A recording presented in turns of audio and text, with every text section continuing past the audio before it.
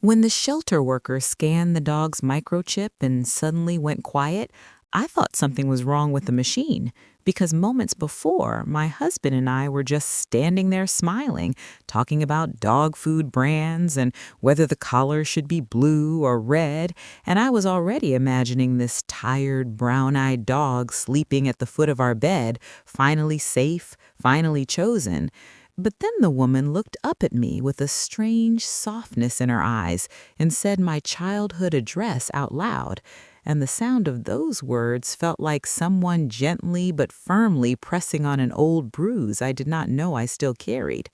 For a second, I laughed because it made no sense at all, and I told her she must have read it wrong because that house had been gone for years. The people were gone, my parents were gone, and so was the life I had lived there. But she turned the screen toward me, and there it was, clear and steady, the same street name, the same number, the same place where I learned to ride a bike, where my mother called me in for dinner, where I cried quietly into my pillow after my father left and never came back. I felt my chest tighten, not sharply, but slowly, like a door closing without making a sound, and the dog leaned against my leg as if he could feel the shift in me, as if he already knew this moment mattered more than either of us understood. I remember thinking how strange it was that grief could arrive so calmly, without warning, wrapped in something as simple as a microchip number and a wagging tail, and I remember gripping my husband's hand, not because I was afraid, but because I needed something solid to hold on to, while my past quietly stepped back into the room.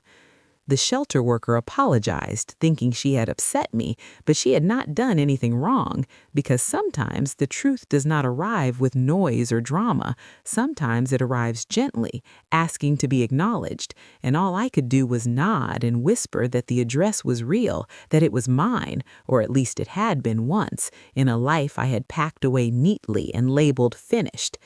As we drove home with the dog sitting quietly in the back seat, I kept glancing at him in the mirror, trying to understand how something so small and ordinary could open a door I had kept closed for decades. And I felt an ache that was not painful exactly, just deep, like missing something you did not know you were still searching for.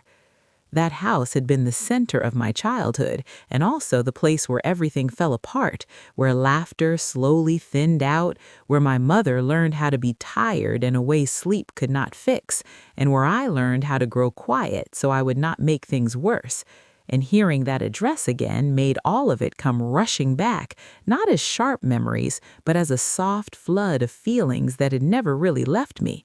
I told myself it was just a coincidence, that addresses get reused, that dogs get passed around, that life moves on, and yet the dog's calm presence beside me felt like a question patiently waiting for an answer. And I knew deep down that this was not random, not in the way we like to pretend things are when they feel too meaningful to face.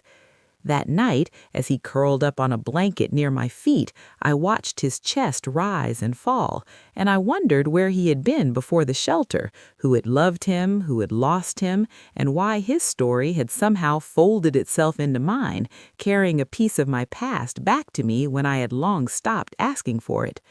I did not sleep much, not because I was afraid, but because my mind kept returning to small details I had forgotten, the sound of the screen door slamming, the smell of old wood and laundry soap, the way the afternoon light hit the hallway wall in that house, and each memory felt tied to the steady breathing of the dog beside me, as if he were a bridge between who I had been and who I was now.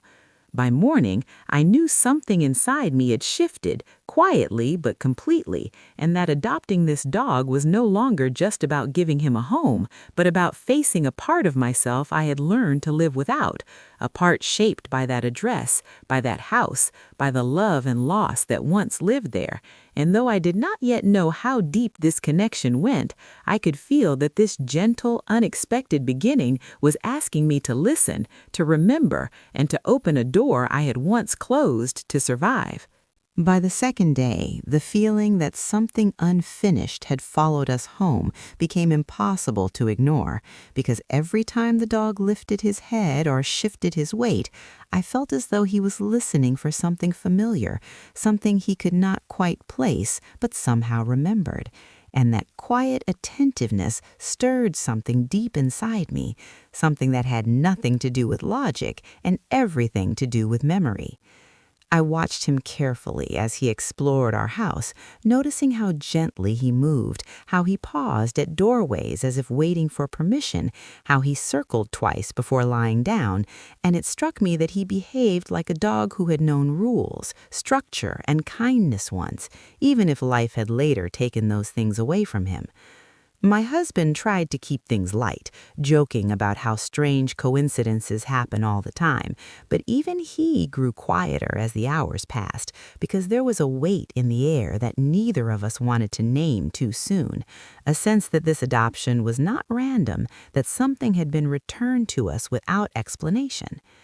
That afternoon, as I brushed the dog slowly, feeling the warmth of his body and the trust in the way he leaned into my hand, I found myself talking to him without realizing it, telling him about the house from my childhood, about the creaky stairs and the narrow hallway, about my mother's voice calling my name. And though I felt a little foolish afterward, the words had come naturally, like a story that had been waiting patiently for a listener. The dog's eyes stayed on me the entire time, calm and steady, and in that quiet exchange, I felt a strange sense of being seen, not judged, not questioned, just acknowledged, as if the past I carried was finally allowed to sit down and rest. Later that evening, when I pulled out an old box of photographs I had not opened in years, I did not fully understand why I was doing it, only that my hands seemed to know where to go before my mind caught up. And as I flipped through faded images of birthday cakes, school pictures, and family gatherings that felt both close and impossibly far away, the dog lay beside me, his head resting on my foot, anchoring me in the present while I wandered gently through the past. I found a photo of the front yard of that old house, taken on a summer afternoon, and my breath caught in my throat because for just a moment I imagined the dog running across that grass, young and energetic, his coat brighter, his steps quicker, and though I knew it was impossible, the image felt emotionally true in a way logic could not dismiss. That was when the thought first settled into me, not loudly, not dramatically, but quietly and firmly, that this dog might not just belong to that address on paper, but to the life that once unfolded there, to the people who had loved, lost, and endured within those walls. I felt tears come, not sudden or overwhelming, but slow and steady, because the idea that something living could carry a piece of my past back to me felt unbearably tender, like being offered a fragile gift I was afraid to drop. I remembered my mother's kindness, the way she spoke softly even when tired, the way she believed care mattered, and I wondered if she had once bent down to pet this same dog, if her hands had rested on his head, if her voice had been one of the last steady things he remembered. That night, as the dog slept near our bed, I lay awake thinking about how lives overlap in ways we rarely understand, how love leaves traces that do not always disappear when people do, and how sometimes the universe returns something not to reopen wounds, but to help them finally close. I realized that adopting this dog had already begun changing me, not by bringing chaos or pain, but by inviting me to look gently at what I had left behind, to see my childhood not only as a place of loss, but as a place where love had once lived fully, even if it did not last forever. As I listened to the slow, steady rhythm of the dog's breathing in the dark, I felt a calm resolve settle over me, the quiet strength that comes when you stop running from old memories and instead sit beside them, letting them speak in their own time. And I knew that this was only the beginning, that the microchip had not simply identified an address, but had opened a path backward and forward at once, and whatever waited ahead, I was finally ready to listen. To understand why that address on a tiny microchip shook me so deeply, you have to understand the life that existed before everything changed, the quiet, ordinary life that once filled that small house and shaped who I became. Because my childhood was not dramatic or grand, but it was steady, and that steadiness mattered more than I realized at the time. I grew up in that house with my mother, my younger brother, and my father before he left. And in those early years, the walls held laughter, routine, and a sense of safety that felt permanent simply because I did not yet know how fragile permanence could be. My mother was the kind of woman who spoke softly but carried a quiet strength, the kind that showed up every day without needing recognition, and she believed deeply in care and responsibility and in doing right by others, even when life did not return the favor. My father, before his absence became the defining feature of our family story, was warm in small ways, fixing things around the house, teaching me how to tie my shoes, and letting me sit on his shoulders during neighborhood walks. And though his leaving later carved a hollow place in all of us, I still remember those early moments without bitterness, just with a gentle sadness shaped by understanding. After he left, the house changed, not suddenly, but gradually, like a room losing light as the sun moves away. And my mother did her best to keep everything together, working longer hours, stretching smiles thinner, and carrying worries she never spoke aloud, while my brother and I learned how to become smaller, quieter, easier to manage. That house became a place of resilience more than comfort, a place where we learned how to endure without complaining, how to love without expecting much in return, and how to keep going even when things felt uncertain. There was a dog then, too, not the one sleeping at my feet now, but another, a gentle mutt my mother had taken in because she believed that no creature should be turned away if you had room to care for it. And that belief shaped me in ways I would only understand many years later. When my mother passed away, the house emptied quickly, not just of people, but of purpose, and I remember standing in the doorway one last time, feeling both relief and loss, knowing that leaving was necessary, but also knowing that I was closing a chapter I would never reopen. I moved on, built a life, married, worked, learned how to be steady in my own way, and I rarely spoke about that house because it belonged to a version of myself I had outgrown, or so I told myself, and for years that belief was enough to keep the past at a comfortable distance. Meeting my husband brought a different kind of stability into my life, one built on shared understanding rather than obligation, and together we created a home defined by quiet routines, mutual respect, and the slow accumulation of trust. And though our life was not without challenges, it was rooted in honesty and care. We did not rush into anything, not children, not big decisions, and certainly not adopting a dog, because we had learned, each in our own way, that responsibility was not something to be taken lightly. When we finally decided to adopt, it came from a place of readiness, a sense that we had room, not just in our house, but in our lives, to offer consistency and patience to another living being, and that decision felt calm and considered, not impulsive or emotional. Walking into the shelter that day, I had no expectations beyond finding a dog who needed a home and seeing if we were the right fit, and I certainly did not expect to be confronted with a piece of my past I had neatly folded away. The address on that microchip reached back through decades of distance and change, connecting the woman I had become to the girl I once was, and in doing so, it reminded me that no matter how far we travel from our beginnings, those early places leave imprints that never fully fade. As I thought about that house again, now through the lens of adulthood rather than childhood, I realized how much it had taught me about patience, about quiet endurance, and about the power of care offered without expectation. And it became clear that my reaction to the microchip was not just about memory, but about recognition, the realization that something I valued deeply had come back to me in an unexpected form. That understanding settled slowly, not as a dramatic revelation, but as a gentle unfolding. And as I watched the dog rest peacefully in our home, I began to see that his arrival was inviting me to look honestly at my past, not to reopen wounds, but to acknowledge the strength and love that had existed there, even amid loss. In that moment, the story stopped being about coincidence and started becoming about connection, about how lives intersect in quiet, meaningful ways, and how sometimes what we think we have left behind finds its way back to us, not to disrupt our present, but to deepen it, to remind us of who we have been, and to help us understand who we still are.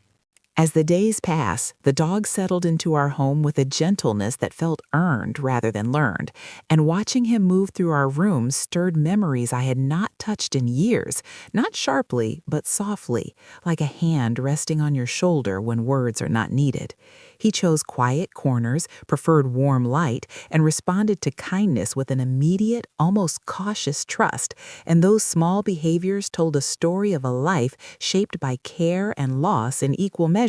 a story that echoed uncomfortably close to my own. I found myself noticing details I might have otherwise missed, the way he lifted his head at certain sounds, the way he relaxed only after checking that we were nearby, and it made me wonder how many homes he had known, how many times he had learned and relearned what safety felt like. My husband noticed it too, remarking one evening that the dog seemed older than his years, not just in body, but in spirit, as if he carried memories that it taught him patience and restraint. And we shared a quiet understanding that this adoption was unfolding with a depth we had not anticipated.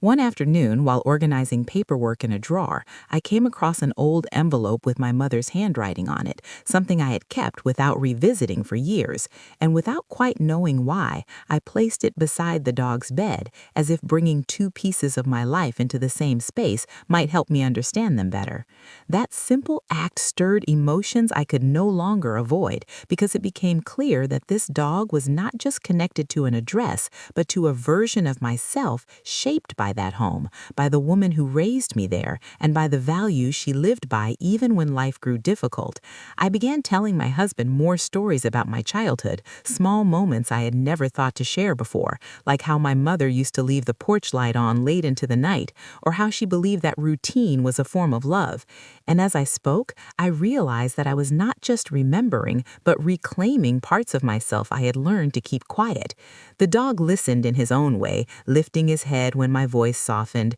resting closer when my words slowed, and his presence made the act of remembering feel safe rather than overwhelming, as if I were being guided gently rather than pushed. We started walking him regularly, and I noticed how deeply those walks grounded me, how the rhythm of his steps beside mine brought a calm I had not felt in years, and sometimes, without planning to, I found myself thinking about the old neighborhood, wondering how it looked now, who lived there, and whether any trace of the life we had built remained. There was no urgency in those thoughts, no desire to go back physically, but there was a growing awareness that the past had something left to say, something I had not been ready to hear until now.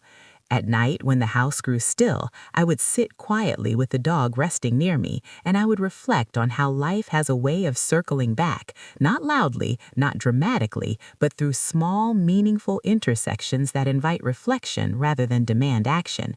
I realized that adopting him had already begun to change the way I viewed my own history, shifting it from something distant and unresolved into something present and quietly instructive, offering insight rather than pain. My husband remained steady through all of this, offering space when I needed silence and listening without interruption when I found words, and his support reminded me that the life I had built was strong enough to hold these returning memories without breaking. Slowly, I understood that this chapter was not about reopening old wounds, but about integrating them, about allowing the woman I had become to sit with the girl I once was without judgment or fear. The dog, in his quiet way, became a bridge between those versions of myself, his presence grounding me in the present while gently guiding me toward reflection, and I began to sense that the true journey ahead was not about uncovering his past alone, but about understanding how intertwined our stories might be and why this connection had surfaced now, at a moment when I was finally ready to listen, to remember, and to grow.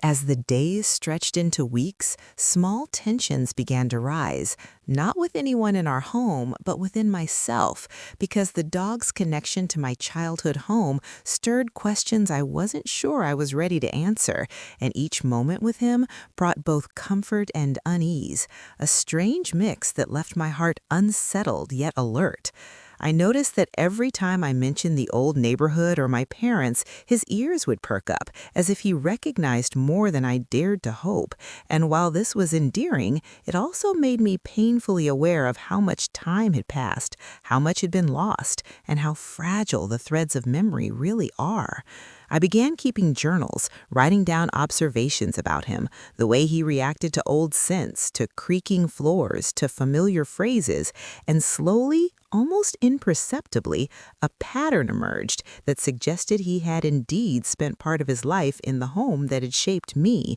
a revelation that was both thrilling and terrifying in its implications.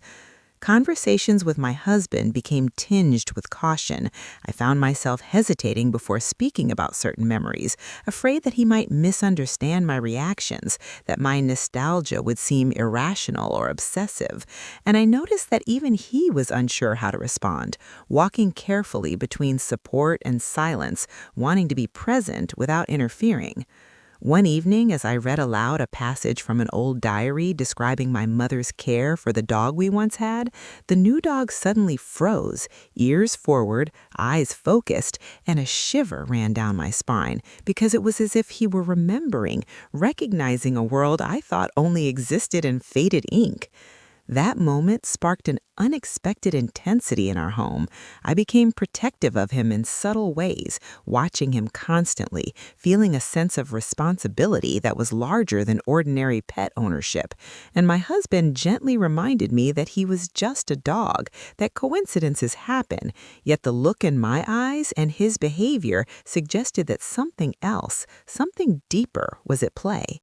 I began researching microchip records obsessively, contacting shelters, veterinarians, and even tracing the history of the previous owners, and each new detail drew me further into a web of uncertainty, because while the address matched, there were gaps, unknown years, and missing explanations that teased my imagination and tugged at my emotions with relentless persistence. At night, I would lie awake listening to him sleep, thinking about where he had been, who had loved him, who had let him go, and how those choices intersected with the life I had once known. And I realized that the comfort I initially felt was giving way to a complicated mixture of curiosity, longing, and unease, because the dog's past had become inseparable from my own.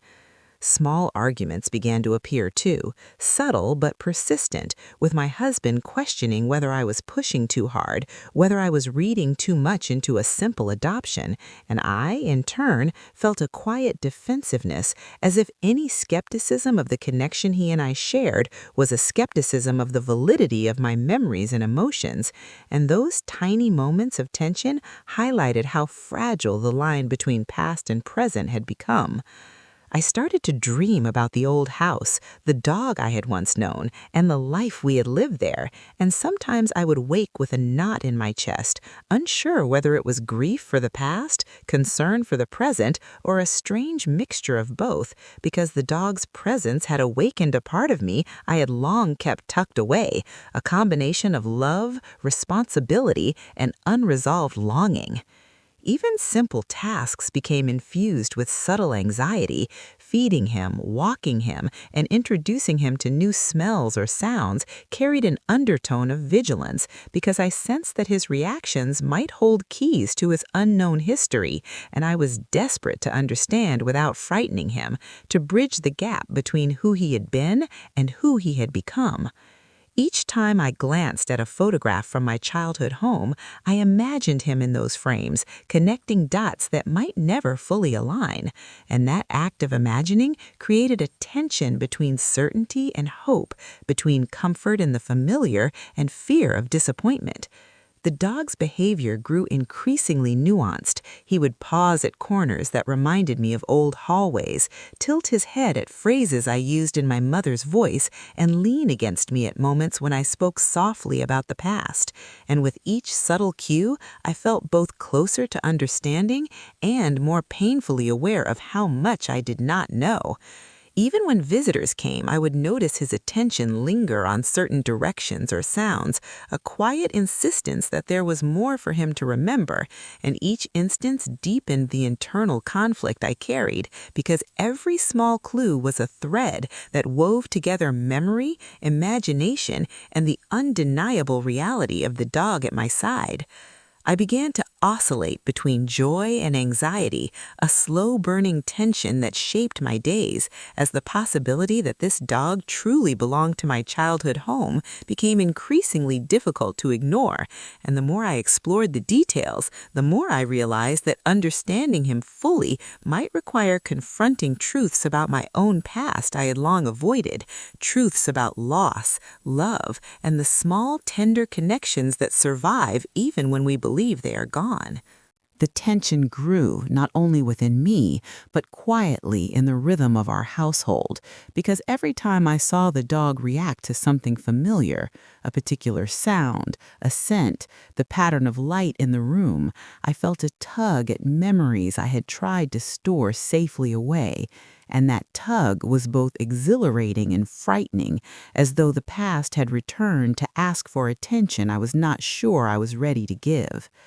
I began leaving small items from my childhood around the house, an old blanket, a faded shoe, even a photograph tucked on the windowsill, just to see his reactions, and with each subtle response, my heart ached with longing and wonder, because these cues suggested a continuity between his life and mine, a story unfolding in whispers rather than loud declarations.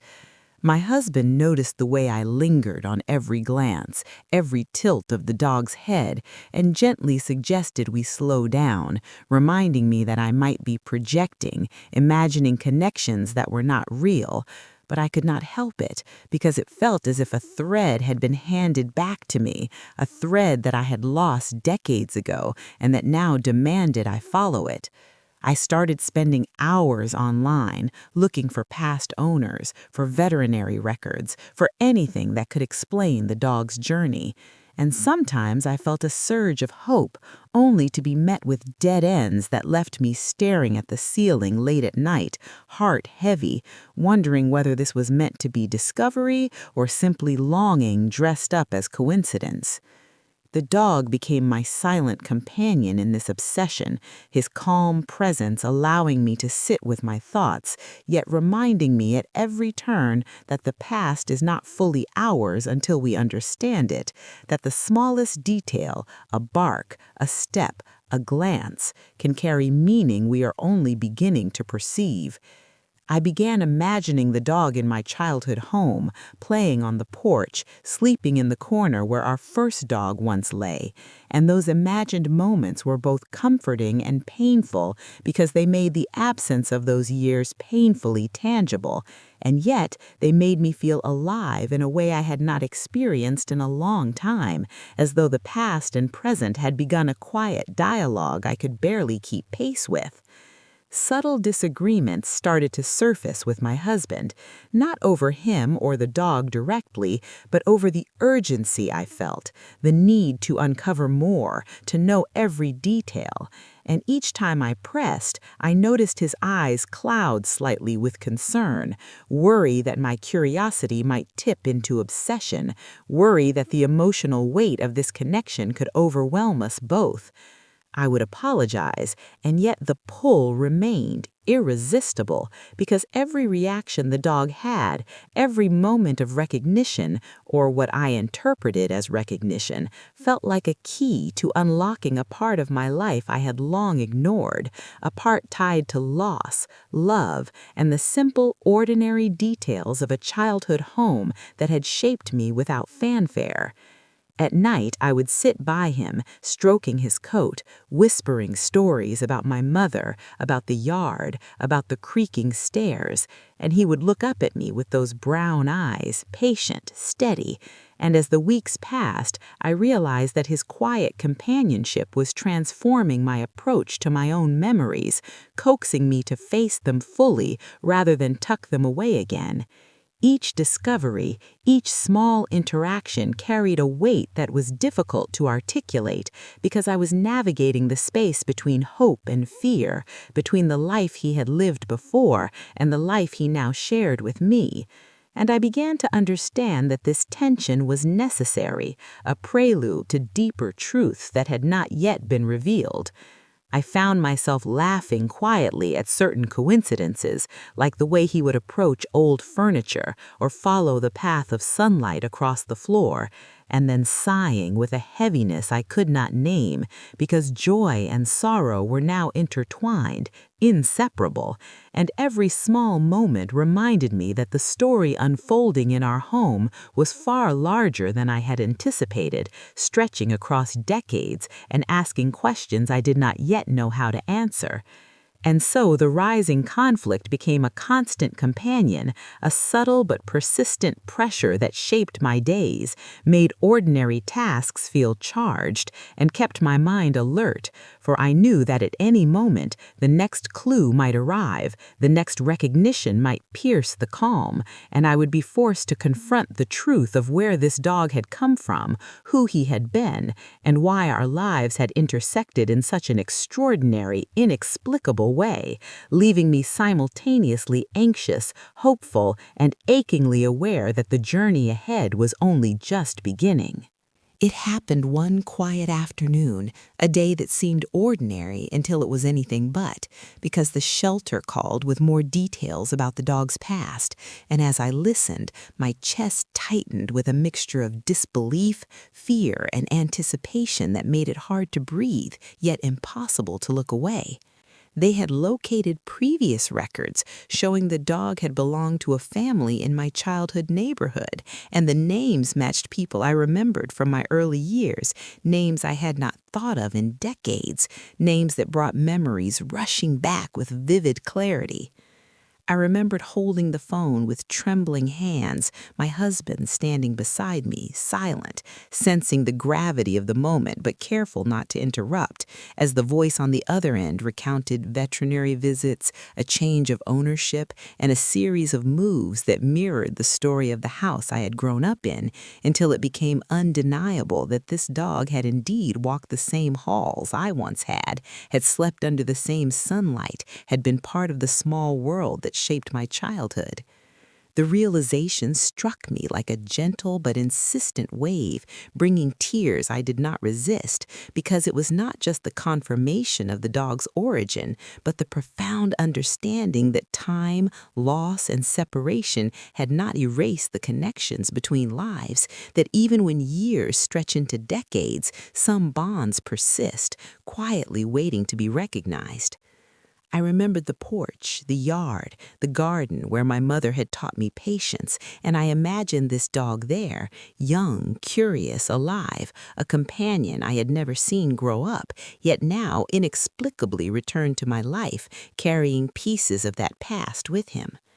My mind raced with questions. How had he survived all those years? Who had cared for him in the interim? Had anyone loved him as fiercely as my mother once had? And beneath those questions was a deeper, more personal one. Why now? Why had he appeared in our lives at this precise moment, bringing the past forward with such clarity that it could not be ignored? The intensity of these thoughts was both thrilling and terrifying, because it meant I could no longer pretend that his arrival was simple or coincidental. It demanded attention, demanded understanding, demanded that I confront memories I had tucked away neatly for my own protection. That night, I sat on the floor with him, resting his head on my lap, staring at his eyes as if I could read the story they contained, and I realized that he knew more about the life I had left behind than I did, that he carried a history I had only glimpsed in photographs and fading recollections, and that my responsibility was now deeper than feeding, walking, or comforting him. It was to honor the life he had lived, just as I honored the life I had left behind. I felt a mixture of grief and wonder because here was a living piece of my past returned when I was ready to see it, and yet it brought with it the weight of decades, a reminder of people, places, and moments that were gone but not forgotten. As I held him close, I began to notice small details I had overlooked before. The way his paw pressed into the carpet like it remembered a different texture, the way he tilted his head at sounds that reminded me of old doors creaking, the way his tail moved in a rhythm that felt familiar yet distant, all evidence that he had been part of a life now buried in memory but never fully erased. I knew that the coming days would be difficult, filled with discoveries, choices, and emotions I could not predict, and that the intersection of his past and mine would challenge me in ways I had never faced, because understanding him fully meant understanding my own childhood, my family, and the moments that had shaped me into the person I was today. And yet, amidst the uncertainty, I felt a quiet sense of purpose, a determination to follow this path wherever it led, to meet the truth of his story with patience, empathy, and courage, because sometimes the turning points in our lives are not loud, dramatic events, but gentle, unavoidable truths that demand acknowledgement and reflection. And this dog, so ordinary in his presence, yet extraordinary in his history, was that moment for me, asking me to step fully into the past while still holding my place in the present, and to navigate the delicate emotional terrain where memory, love, and loss converge. The next few days were a blur of research, calls, and emotional reckonings because every new piece of information about the dog's previous life brought me closer to understanding the depth of our connection, yet also confronted me with the enormity of the years that had passed, the losses that could never be reclaimed, and the memories that were both tender and painful, and I felt simultaneously grateful and overwhelmed, as if the universe had handed me a puzzle I was both desperate and terrified to solve. I contacted the veterinarian listed in the microchip records, and when she confirmed the dog had been registered at my childhood home, I felt a shiver of disbelief mixed with recognition, because the details she recounted, the approximate dates, the patterns of care, even the way he had responded to certain training, aligned perfectly with what I remembered from my mother's voice, her routines, and the way life unfolded in that small house decades ago. My husband watched quietly as I scribbled notes and whispered to the dog, piecing together his history and mine, feeling the weight of a story that had been waiting patiently for years to be understood. And I realized that every interaction, every pause, every subtle behavior had been a breadcrumb leading me to this moment, a moment I had unknowingly prepared for all my life. I could not help but think of my mother, imagining how she might have cared for him, how she might have whispered encouragements, how she would have insisted that he be treated with kindness. And in that imagining, I felt both sorrow for the time lost and warmth for the enduring thread of love that connected us across decades. The dog's presence became even more profound. Every glance, every tilt of his head, every soft paw against my leg felt like communication, subtle yet unmistakable, as if he were inviting me to trust him, to explore the past without fear, and to accept that this reunion, though unexpected, was precisely what needed to happen. I began visiting the neighborhood near my childhood home, walking slowly past familiar streets and imagining him there, feeling a tug at my heart as I tried to reconcile the girl I had been with the woman I had become, and realizing that the dog was a living bridge between those two versions of myself, carrying fragments of memory I had thought were gone forever. Some nights I would find myself crying quietly on the couch, the dog resting against my chest, listening as if he understood the unspoken words, and I felt a wave of tenderness and grief, the duality of reunion and loss that accompanies rediscovery, because we cannot reclaim the years that have passed, only honor them, and somehow he had arrived to help me do just that.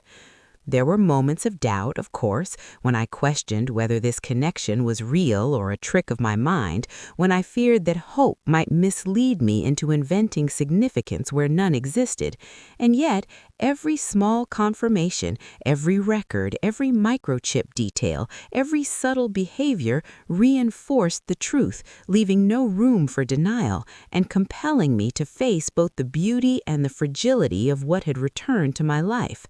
In that time, I also realized how much I had grown accustomed to the absence of the past, how deeply I had buried longing, and how resistant I had been to revisiting what I thought was lost. And now, confronted with this living embodiment of memory, I felt a profound emotional shift, a turning point where nostalgia, curiosity, and responsibility converged into a single, undeniable clarity. I knew that I could not continue half-heartedly. I had to follow this story fully, to explore his past, to honor his journey, and to reconcile it with mine, because the dog's arrival was more than coincidence. It was a call to witness, to remember, and to act with empathy and care, acknowledging that the past is never fully gone, and that love, even after decades, can re-emerge in ways we cannot predict, but are meant to embrace.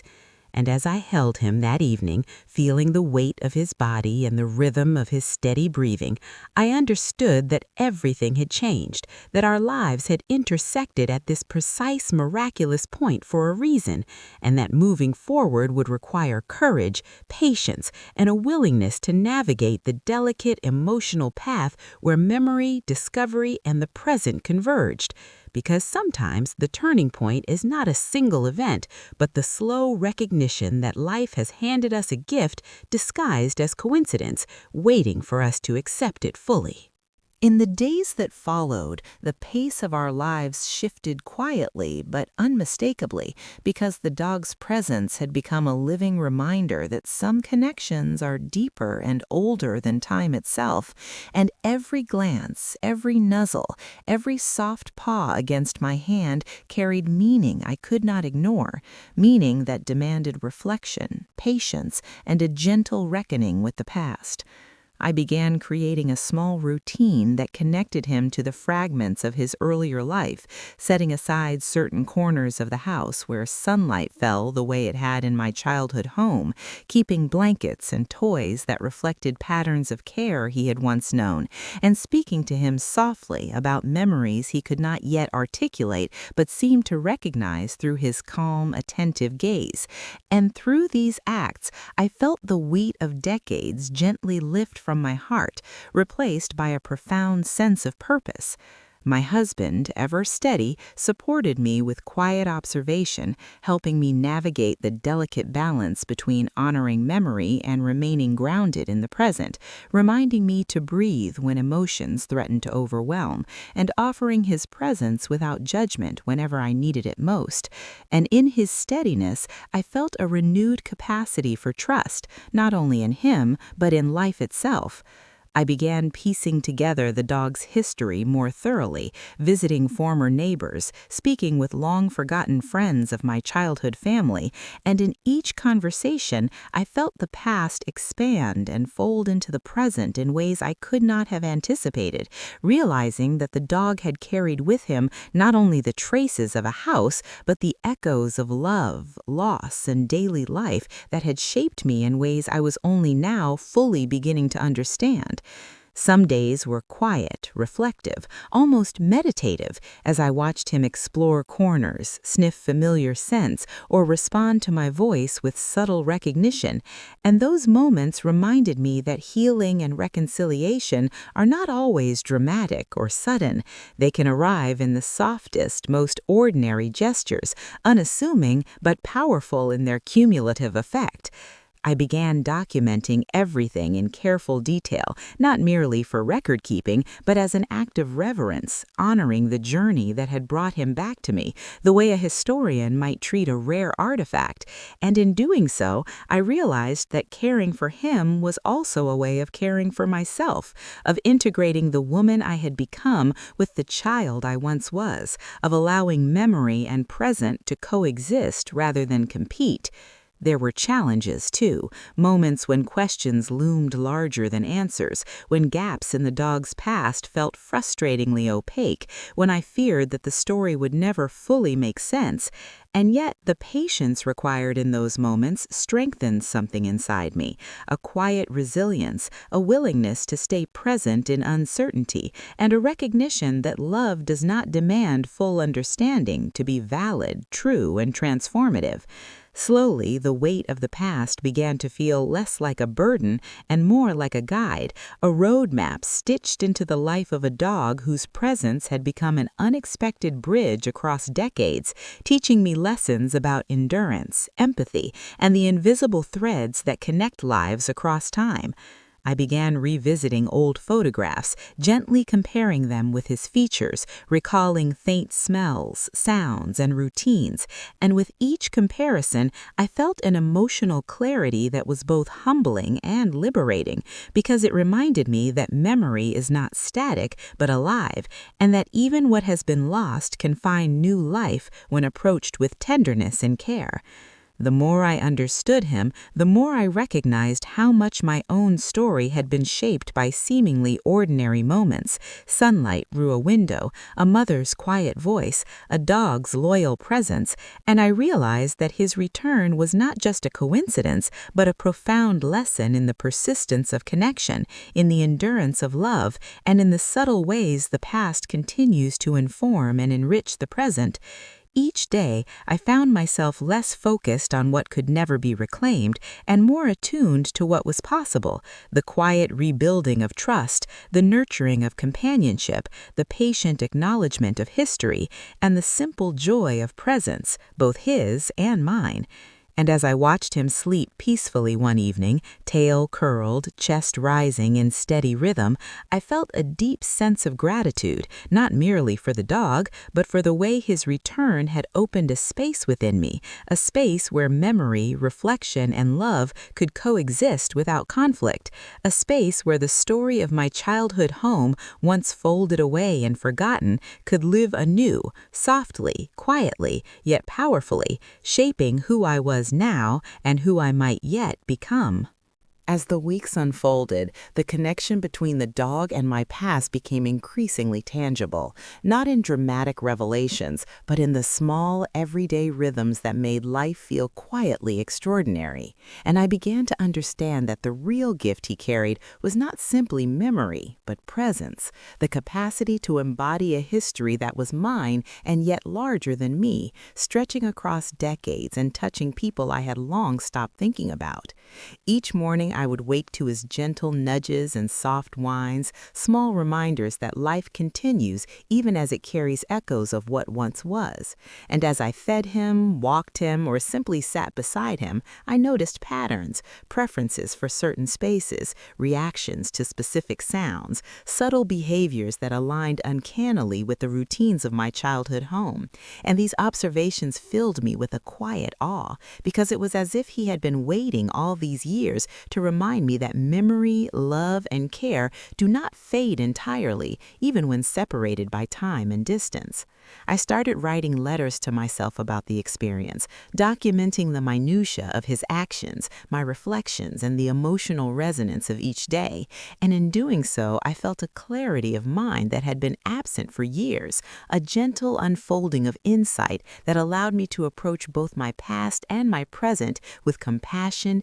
curiosity, and and humility. My husband remained patient and attentive, offering a listening ear, sometimes sharing observations of his own, but mostly giving me space to process without interference. And I realized that the combination of his steadiness and the dog's silent wisdom created a unique environment where reflection could flourish, where the past could be honored without becoming a burden, and where love, in its quietest forms, could be recognized and cherished. Visiting the neighborhood near my childhood home became an occasional ritual, a way to reconcile memory with reality. And although the house had changed hands and the streets were no longer as I remembered, walking there with the dog at my side brought an unexpected peace, a sense that even though time moves forward relentlessly, the essence of certain places and connections can endure, embedded in gestures, sounds, and the creatures who inhabit our lives. I began sharing the story with close friends and distant relatives, carefully recounting the dog's arrival, his reactions, and the revelations that had emerged, and I was surprised at how moved they were, how invested they became, not because the story was sensational, but because it resonated with a universal truth that even when life seems to have closed doors, threads remain, threads that guide us, teach us, and remind us of the enduring capacity for love and connection. As I watched the dog settle into our home more fully, adapting not only to the space, but to the rhythms of our lives, I noticed that I too was changing, becoming more attentive, more present, and more capable of noticing subtle joys, small gestures, and fleeting moments of beauty. And I realized that his presence had become a mirror, reflecting back not only my memories, but the qualities I wanted to cultivate in my own life: patience, care, and gentle curiosity. Even difficult moments, like nights when he would whine softly as if recalling something lost, or afternoons when he froze at the sound of a distant noise, became lessons in empathy, reminders that history carries weight and that listening to animals, to memories, and to ourselves is a form of respect, acknowledgement, and love. Over time, the tension that had built up in the early days, the uncertainty, the questions, the longing for clarity began to dissolve, replaced by a quiet understanding that some mysteries do not require full resolution to be meaningful. The act of witnessing, honoring, and being present is often more important than possessing every answer, and the dog's calm presence reinforced this truth daily, teaching me how to hold space for both known and unknown, past and present,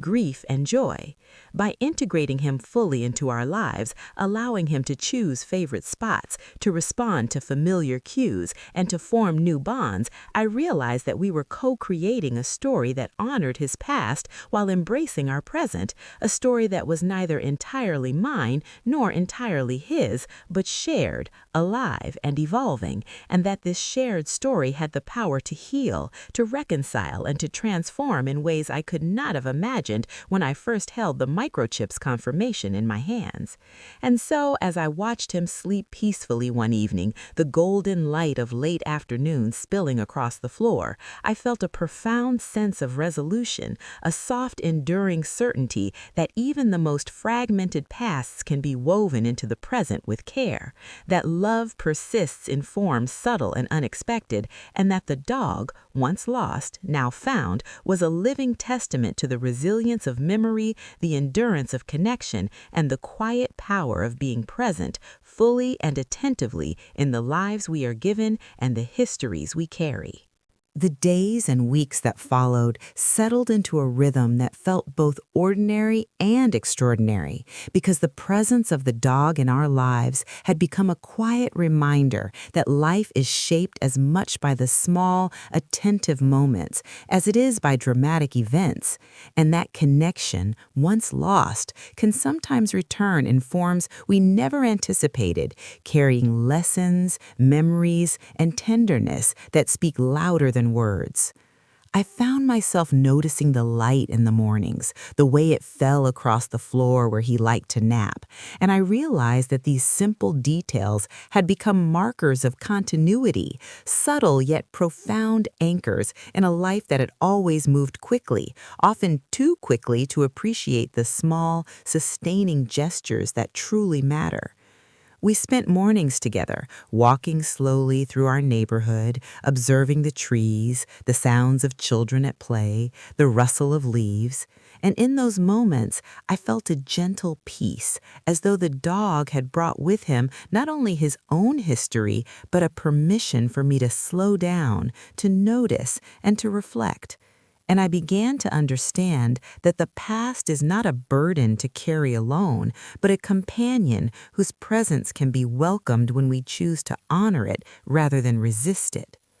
Conversations with my husband became softer, more intentional, because we both recognized the subtle shifts the dog had brought into our lives, the way he had become a teacher in patience, empathy, and understanding. And I realized that the lessons of love do not always arrive from people. They can arrive from the quiet, observant beings who inhabit our homes, who watch, respond, and silently remind us of what truly matters. I began to feel a sense of gratitude I had rarely experienced, a deep appreciation not just for the dog, but for the chance to reconcile with my own past, to integrate the woman I had become with the child I once was, and to acknowledge the enduring bonds that shape our lives, often unseen until they return in unexpected ways. Slowly, I embraced the understanding that life's mysteries are sometimes best experienced without a full explanation, that love can persist across years and distances without recognition, and that the act of noticing, honoring, and caring for these connections is itself a form of fulfillment, a way to honor both memory and presence simultaneously. On quiet evenings, I would sit with the dog at my side, reading, reflecting, or simply breathing in the gentle calm that had settled over our home. And I felt a profound clarity that the true value of this reunion was not in answers, but in shared presence, the rhythm of companionship, the subtle gestures of trust, and the knowledge that some parts of life, once thought lost, can find their way back to us in forms we may never have anticipated, but are perfectly suited to teach us how to live fully. And as I watched him rest, head on my lap, breathing slowly and evenly, I understood that the journey we had undertaken together had offered me something rare and irreplaceable, the chance to see the past through the lens of the present, to honor it without being trapped by it, and to allow love, memory, and connection to coexist quietly, meaningfully, and beautifully in the life we were building together, a life now enriched by the gentle, persistent presence of a friend, a teacher, and a living link to a time and place that had long been a part of me, quietly shaping the woman I had become and the woman I would continue to grow into. In the quiet of our home, as sunlight filtered through the windows and the dog lay curled at my feet, I realized that life has a way of returning what we have lost, not always in the form we expect, but in the timing, the presence, and the meaning it carries. And that sometimes the smallest, most ordinary moments hold the deepest significance, if only we take the time to notice them.